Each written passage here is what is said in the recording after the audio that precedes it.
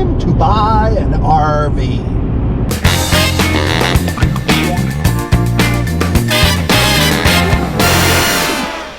Hey everyone, we are going to start a new series today on the channel. We are in the process of looking to buy a new RV this year. And so we are on our way to the Tampa Bay RV Show. Now this show is huge, and so this is going to give us the ability to see all the major players, all the major product lines, the dealers, and everyone we need to speak to is going to be in one place at one time. And there are hundreds, if not thousands of models available to look at. And so it's a great place. So we want to bring you with us through our journey. Now, for those of you who already have an RV, a lot of what I'm going to say next, you already know. But for those who are thinking about buying an RV or have already had one but thinking about upgrading, here's some things for you to think about. All right? If you've never had an RV before, the biggest thing that you want to think about first is, what are you actually going to use your RV for? Now, what I mean by that is, we live in ours full time, so we're full timers. But a lot of people have an RV and they just use it, for vacation, 2, 3, 4 months a year. All right, so one of the biggest things you have to determine right off the bat is, how are you going to use that RV? Now, once you figure that out, then you have to figure out what type do you want. What I mean by type, there's pop-ups, travel trailers, toy haulers, fifth wheels, Class A's, B's, C's, Super C's. I mean, there's so many different types. Some of them you drive, some of them you pull or tow with a vehicle, right? So that's the next decision.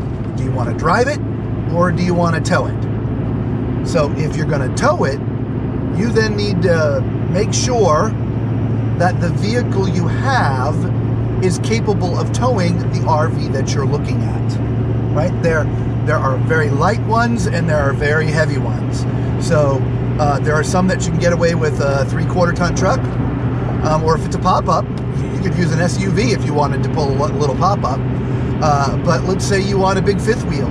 Some of these big fifth wheels weigh 30,000 pounds. And so you can't even pull it with a regular truck. You need like a semi-type truck. So if you're going to look for an RV that you're going to pull, you're going to have to make sure that you have a vehicle that can pull it. Very, very important. Okay.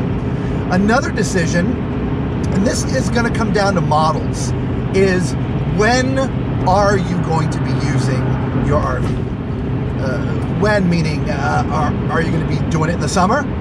Or are you going to be doing it in the winter or when it's colder out? So you're really going to want to consider how much insulation the RVs have. Now, they make 2-season, 3-season, and 4-season RVs. Obviously, the 4-season RVs are the walls are thicker, there's more insulation, there's Arctic packages.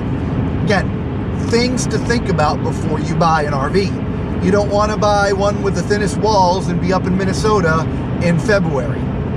You'll freeze, okay? And so will all your water pipes, all right? Another consideration is, are you going to be putting your RV in a place where there's utilities, like an RV resort, a park or something like that? Or are you going to be taking it out into the woods somewhere, okay? That's called boondocking. So if you're going to be always where there's utilities, right, power and water, then pretty much all your RVs are good. But if you're going to go out somewhere where there's no power, no water, you're going to want to make sure that your RV has the capability of sustaining you. Can you bring enough water in? Do you have a generator? Some of these RVs have generators on board. A lot of them now have solar on board with lithium-ion batteries. And so the sun will charge the batteries all day, which will give you power all night. And so make those determinations before you go looking, okay? Now those are just a few of the surface things to think about, okay? There are plenty of YouTube videos that get into more detail, and I'll let those guys give that to you if you guys are new to the industry. What I want to talk about now is what's on our list and why we're upgrading. All right. If you've watched any of our earlier videos, if you want to go back, I'll link one up there in the corner. That we bought a brand new RV, a 2020 Grand Design Transcend. We bought it in late 2019, and we kind of bought it, well, in an emergency. We used to travel the country for a living, doing different live events, and we were on our way to a live event, and we had a catastrophic failure with our RV, and we needed a new one, and we needed it now. So we pretty much knew we wanted a Grand Design, so we just walked into the closest Grand Design and said, we'll take that one. Long story short, it doesn't have everything in it that we want.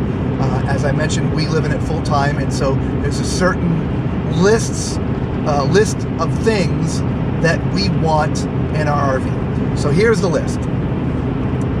Number one, we want a little more entertaining space. All right, we do entertain people from time to time, and right now we just have 2 seats plus the dining room table, and they're side by side, so it's kind of hard to entertain people. So we want to have at least 2 sofas and a living room area. Right, so that's number one. Number 2, we want a washer and dryer. Again, living in an RV full time, doing laundry, obviously, you know, we need to do it weekly. And our the resort that we have the RV at right now, it has, you know, washers and dryers in their clubhouse, but not all of them have that. So if not, we've got to go out to a local laundromat, and it's more time and more effort. 2 miles, continue on to I-4 West. 2 miles, I gotta turn. We're almost there. Woohoo! All right, so we want to have a washer and dryer. Now, here's the thing. With wanting a washer and dryer, that's going to cut out a lot of our options. Most travel trailers don't have washer and dryer hookups. So we may automatically already be looking into fifth wheels. But we're going to take you through that journey. All right, number 3. I want to make sure we have a 4-season RV. We want to make sure that we have plenty of insulation because depending on where we are, you know, it can be cool at night. We want to make sure that we have plenty of insulation, so we want to have a 4-season. Right? 4, restroom sizes. I'm a very tall guy. I'm 6'4", very long legs, and so we need to make sure that the shower is big enough for me to get in, and that there's enough leg room at the toilet. And for those of you who have RVs, you know what I'm talking about. If you've never had an RV before, well, as we start putting out these videos over the next few weeks and doing the reviews, you'll understand. I'm going to sit on a couple of these toilets so you can see. Need to make sure we have plenty of room. Okay. Another big one for us, I think we're at number 5 or 6, I lost count already anyway, is we want 2 unique sleeping spaces. Now, the definition for us would be is most RVs, you can sleep 4 or more people. The smaller ones, just 2. But most of them, the sofa will pull out, or the dining room table. Continue on to I-4 West. Or the dining room table converts into a bed. Or a lot of them have bunks. The one that we have right now has bunks in it. Those are more 1 or 2 nights or a week or 2 at most. Sleeping on a pull-out sofa full time, uncomfortable. Sleeping on the dining room table full time, uncomfortable. Plus, you're constantly having to put the table down, or the bunks. The spaces for bunks are so small that it's hard to put a full-size mattress in there, right? There's just, you feel like you're in a coffin because the space is so small once you put a full-size mattress in there. So we want a full-time sleeping space, 2 unique sleeping spaces. Hopefully that makes sense to everybody. All right, is that about it for the list? Did I miss anything? I think that's it. I think we've got everything.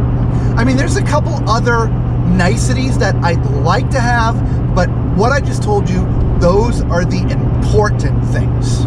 Those are the must-have things that we're not going to compromise when we're buying this RV. As I said, we compromised when we bought the last one. We needed it. We needed it now. We'll take this one. This time, we're not going to compromise, right? Now, some of the extras. I'd like to have frameless windows. Okay, we'll point them out when we get there. If you don't know what a frameless window is in an RV, we'll show you. But the frameless windows are basically double pane, meaning they're better insulated, and so that would be a nice thing to have. 2 entrances, again, a nice but not necessary. Dishwasher, right? That would be a great thing to have. Again, not necessary, but a great extra to have. So there's all kinds of things, and I'll probably make a video after this pointing some of these things out, because there's just a long list of things. You know, do you want to have satellite installed? Do you want to have solar installed? Do you want your ground supports, your jacking systems to be manual or automatic level? Do you want to have a macerator? I mean, there's a million little things, but the must-haves, there was 5 things or 6 things on our list.